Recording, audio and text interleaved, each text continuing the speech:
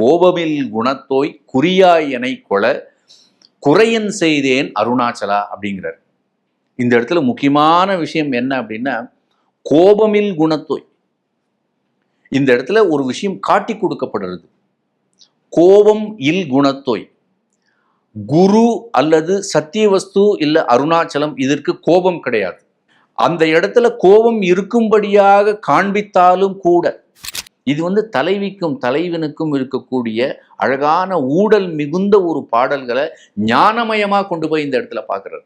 அந்த இடத்துல என்ன குறைய நீ பார்த்த, அப்ப என்ன குறைய அவர் பார்த்து இருக்கணும் அப்படின்னா, நீ வேற நான் வேறங்கிறதே முதல்ல ஒரு குறை. நீ வேற நான் டிவிஷன் தான் குறை இந்த இடத்துல. ஆன்மீகத்துல துவைதம் தான் குறை இந்த இடத்துல. ஆன்மீகத்துல ஒரு டிவிஷனே இல்லாத ஒரு படம், ஒரு இடம் இருக்கு. அதுதான் ஏன் நமக்கு துக்கம் வருது சார். அடிப்படையில் நமக்கு ஏன் துக்கம் வருது? எந்த இடத்துல துக்கம் ஏன் வருதுன்னா, நீ வேறு நான் வேறு பிரிவு இருக்கிற இடத்துல துக்கம் வரும். எந்த இடத்துல கருணை உற்பத்தி ஆச்சோ அந்த கருணையினுடைய டார்கெட் என்ன, அம்பாளினுடைய டார்கெட் என்ன? நேரா ஞானம்தான். நேரா அந்த ஜீவனுடைய ஜீவ போதத்தை கொண்டு விலக்கி தூக்கி போடுறது. வாழ்க்கையினுடைய அடிப்படையான விஷயம் என்னன்னா, நான் யாருன்னு தெரிஞ்சுக்கிறது, அதை கொடுக்கறது. அதை கொடுக்கணும்னா அந்த இடத்துல அருள் வேலை செய்யணும், அந்த கருணை போய் வேலை செய்யணும். அப்படி காட்டக்கூடியது. கோபமில் குணத்தோய் குறியா எனை கொள குறையன் செய்தேன் அருணாச்சலா.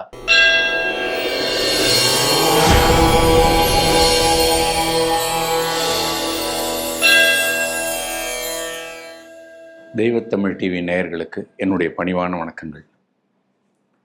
தொடர்ந்து பகவான் ஸ்ரீ ரமண மகரிஷிகள் அருளிய அக்ஷரமண மாலை பாடல்களை பார்த்துட்டே வரும். இந்த பாடல்களினுடைய மிக முக்கியமான விஷயம், அடிநாதமாக இருக்கக்கூடியது ஞானம் மட்டுமே. இந்த ஞானத்தை ஒரு குருவினுடைய அருளாலும், குருவினுடைய அருளை முன்னிறுத்தி கொண்டு அந்த பரமாத்மாவான அருணாச்சலேஸ்வரர் அருணாலும் மட்டுமே நிகழ்த்த முடியும் என்பதை இந்த பாடல் நமக்கு காட்டி கொடுத்துட்டே இருக்கு. ஒரு பாடல்களும் ஒரு வலை மாதிரி. ஏதோ ஒரு பாடல்களுக்குள்ளார இந்த ஜீவன் நம்ம போய் சிக்கிப்போம். ஏதோ ஒரு பாடல்களுக்குள்ளார நமக்கான ஒரு உபதேசம் ஒன்று இருக்கும். ஏன் ஞானிகள் தாய்மானவ சுவாமிகள்லேருந்து மாணிக்க வாசகர்கள்லேருந்து இவ்வளவு உபதேசம், இவ்வளவு நூல்கள், பாகவதம் முதலிய நூல்கள் என்ன அப்படின்னா, ஏதோ ஒரு இடத்துல கண்ணி வெடி மாதிரி நமக்கு ஒன்று புதைச்சி வச்சிருப்பாங்க. அதுக்குள்ளார அதில் ஏறி இது உட்கார்ந்த உடனேயே ஆஹா இது முடிஞ்சிட்டுன்னு தெரியும். அது குருநாதருக்கு மட்டும்தான் தெரியும். நம்ம பாராயணம் பண்ணும் பொழுதே ஏதோ ஒரு வரி, அத்தனை வரிகள் இருக்கும், ஆனால் அந்த ஒரு வரியில போய் இந்த மனசு சிக்குண்டுடும். ஏன்னா அந்த மனசுக்கு தேடிக்கிட்டே இருக்கு. தன்னுடைய உணவு எது, தனக்கு எது பிடிக்கும் அப்படி தேடிக்கிட்டே இருக்கு. நமக்கு பிடிச்ச ஒரு ருசி எங்கேயாவது ஒரு கடையில் கிடைக்கும், அதுல இருந்து அந்த கடைக்கு நம்ம தேடி போடுற மாதிரி உபதேசங்கள்லையும் அது இருக்கு. குருநாதர் எத்தனை உபதேசம் கொடுத்துக்கிட்டே இருப்பார். நம்ம ஏதோ ராமகிருஷ்ண வம்ச மொழிகள் எடுத்து படிச்சோம்னா தெரியும், அத்தனை 3 வால்யூம் நினைச்சு நம்ம திரும்ப திரும்ப ஒரு வால்யூம்ல ஒரு விஷயத்த படிச்சுக்கிட்டே இருப்போம். நமக்கானது அது. அதுபோல ஒவ்வொரு பாடல்களுக்குள்ளேயும் ஒரு வலை மாதிரி வச்சு எடுத்துருவார். அப்படி ஒரு பாடல் தான் இந்த பாடல்கள்லையும். அதை இந்த இடத்துல ஒரு குறியா இந்த பாட்டு சொல்றாரு. போன பாட்டு கொடியிட்டு அடியவரைப்பா, நீ துவஜம் கட்டிண்டு கொடி ஏத்தின மாதிரி, ஒரு கொடி கட்டிண்டு சுத்தின மாதிரி என்ன நீ எடுத்துட்ட. அதுக்கப்புறம் இந்த இடத்துல சொல்றாரு, இந்த இடத்துல இப்படி என்ன ஒரு அருள் பண்ணியிருக்கியே, இப்படி ஒரு கடாட்சம் பண்ணி இருக்கியே, நான் உனக்கு என்ன பண்ணின நான் உனக்கு அப்படிங்கிறது. இந்த இடத்துல கொஞ்சம் கோபமாய் பேசுறார் பகவான். என்ன இந்த இடத்துல ஜீவபோதம் போயிடுத்து அவனுக்கு. அதனால ஒரு பொய்க்கோபம் காட்டக்கூடிய தலைவி ஒரு தலைவனை நோக்கி, இத்தனை பேர் இருக்காங்களே, இத்தனை பெண்கள் இருப்பாங்க, ஒரு சொல்லுவாங்கல்ல, இத்தனை பேர் பொண்ணுங்க, அது எப்படி என்ன உனக்கு பிடிச்சதுன்னு கேட்கறாங்கல்ல. அதே போல தலைவி என்ன பண்றான்னு இந்த அருணாச்சலம் தலைவனை பார்த்து கேட்கிறா, கோபமில் குணத்தோய் குறியாய் எனை கொள குறையன் செய்தேன் அருணாச்சலா அப்படிங்கிறார். இந்த இடத்துல முக்கியமான விஷயம் என்ன அப்படின்னா, கோபமில் குணத்தோய். இந்த இடத்துல ஒரு விஷயம் காட்டி கொடுக்கப்படுறது. கோபம் இல் குணத்தோய். குரு அல்லது சத்தியவஸ்து இல்ல அருணாச்சலம், இதற்கு கோபம் கிடையாது. அந்த இடத்துல கோபம் இருக்கும்படியாக காண்பித்தாலும் கூட, ஏனெனில் இந்த இடத்துல நாம ஒரு புராண விஷயத்தை, திரிபுர சம்ஹாரத்துல 3 தாரகாட்சகன், வித்யுன்மாலி, அந்த கமலாட்சன் அசுரர்களை அழிக்கும் பொழுது கோபம்னே என்னன்னே தெரியாத அந்த சிவன் கருணைமயமானோ நாம கேள்விப்பட்டிருக்கிற சிவன் என்ன பண்ணாரு, கோபப்பட்டார். கோபப்பட்டு அந்த கோபத்துல ஒரு மெல்லிய சிரிப்பு ஒன்று சிரிச்சார் திரிபுரத்தை எழுத்து. திரிபுரம் எழுத்ததுல எந்த ஆயுதங்களையும் தள்ளல சிவபெருமான். திரிபுர சங்காரத்துல இன்னைக்கு பன்ருட்டின்னு ஒரு ஊர் இருக்கு, அதுக்கு பக்கத்துல திருவதிகைன்னு ஒரு ஊர் இருக்கு. அந்த ஊர்ல நடந்ததாக வரக்கூடிய ஒரு ஒரு அருட்செயல் அது, வீர பராக்கிரம செயலா இன்னைக்கு வரைக்கும் சொல்லப்படுறது. அப்ப என்ன பண்றாருன்னா, கோபமே இல்லாத ஒரு சிவன் அந்த அரக்கர்களை எப்படி அழித்தார்னா, கோபப்படுவது போல் அவர்களை பார்த்து மெல்லிய ஒரு புன்னகையில அந்த அரக்கர்களை அழிப்பார். தீ பரவும். அந்த தீயில அவங்க என்ன பண்ணுவாங்கன்னா, அந்த ஞான தீ அது ஒத்துன்னு வந்து விழுவாங்க, ஞானமயமாயிடுவாங்க அவங்க எல்லாருமே. இப்ப கோபமே இல்லாத கோபமில் குணத்தை, இது வரைக்கும் உனக்கு கோபம்ங்கிறது ஒண்ணு இல்லவே இல்லைன்னு நான் நினைச்சிட்டு இருந்தேன். என்ன நீ கோபம், என்னென்ன விஷயம் நம்ம சொல்றோமே, காம மோக மதம் ஆச்சரியம் கோபம் ஆங்கர் எல்லாத்துக்கும் தாண்டின்னு உள்ள வஸ்து தான் நான் ஒன்று கேள்விப்பட்டிருக்கேன். அது எப்படி நீ என் பொருட்டு வந்து கோபப்பட்ட? என் பொருட்டு கோபப்பட்டு என்னை மட்டும் குறி. நம்ம யாராவது நம்ம ஒருத்தர் அழிக்கிறாங்க அப்படின்னு என்ன பண்ணோம், நம்ம மேல குறியா கோபப்படணும். ரேண்டமா அப்படி அழிச்சிட்டு போறது, தெருவில் போன உடனே பட்டுன்னு அடிச்சுட்டு போறது இதெல்லாம் கிடையாது. நம்ம மேல கோவப்படணும். அப்ப நம்ம ஒரு செயல் செஞ்சிருக்கணும், அப்ப நம்மள அவன் குறி வைக்கணும், நம்மள அவன் டார்கெட் பண்ணணும். இப்படிலாம் நீ என்ன டார்கெட் பண்ணியிருக்கியே, உனக்கு என்னப்பா அப்படி ஒரு கோபம் அப்படின்னு கேட்குறாங்க. இப்ப ஞானிகள் அந்த இடத்துல ஒரு விஷயம் சொல்றாங்க, உங்களுடைய கோபம் வேறு, ஞானிகளுடைய கோபம் வேறு. துர்வாசர் வந்து கோபத்துக்கு ரொம்ப பிரசித்தியானவர். அவர் புராணம் முழுக்க ஒரு கோபமாகவே படும். அவர் எங்க ஒரு இடத்துல போறாரோ அந்த இடத்துல சாபம் விட்டுருவார். அப்ப துர்வாசருடைய கோபம் நம்ம கோபம் அவர் கோபம் ஒன்னா அப்படின்னு கிடையாது. அதுக்கு பேர் என்னன்னா ஸ்தான கோபம்னு பேர். இந்த ஸ்தானத்துல இந்த இடத்துல கோபப்படும் பொழுது அந்த இடத்துல நீங்க நினைக்கிறதுக்கு மாற வேற ஒரு ரெவல்யூஷன், வேற ஒரு இன்னர் ரெவல்யூஷன், வேற ஒரு ஞான புரட்சி அவங்க வந்து ஏற்படுத்துவாங்க. அந்த இடத்துல ஞானம் வந்து வந்துடும். அந்த கோபம், இப்ப நம்மளுடைய கோபம் என்ன பண்ணும், ஒருத்தனை அழிக்கும், சரீரத்தை அழிக்கும், ஹர்ட் பண்ணும். ஆனா ஒரு ஞானிகளுடைய கோபம் என்ன பண்ணும், ஒட்டுமொத்தமா ஞானத்தை தான் கொடுக்கும். அதனாலதான் அர்த்தமுள்ள இந்து மதத்துல கண்ணதாசன் ரொம்ப அழகா ஒண்ணு எழுதணும். என்ன சொன்னா, நம்முடைய கோபம் என்னவோ இது அழிக்கும், சிவம் கோபம் என்ன பண்ணும் உனத்தை உருவாக்கும் அப்படின்னு சொல்லியிருப்பார். ஒரு வரி ரொம்ப அழகான ஒரு விஷயம் அது. அவர் அழகா அதை சொல்லியிருப்பார். நம் கோபம் என்ன படைக்கும், சிவன் கோபம் மண் படைக்கும் அப்படிம்பார், பிரபஞ்சத்தை படைக்கும் அப்படிம்பார். என்ன பண்ண, ஞானத்தை படைக்கும் அது கொண்டு வந்து. அதனால கோபமில் குணத்தோய், கோபம் இல்லாத குணம் கொண்டவனே, குறியாய் என்னை கொல, குறியாய் என்னை கொல்லுவதற்கு. இந்த இடத்துல கொல்லுதல் அப்படிங்கிறது கொல்லுதல, ஆட்கொள்ளுதல், என்னை ஏத்துக்கிறதுக்கு, என்னை ஆட்கொள்றதுக்கு.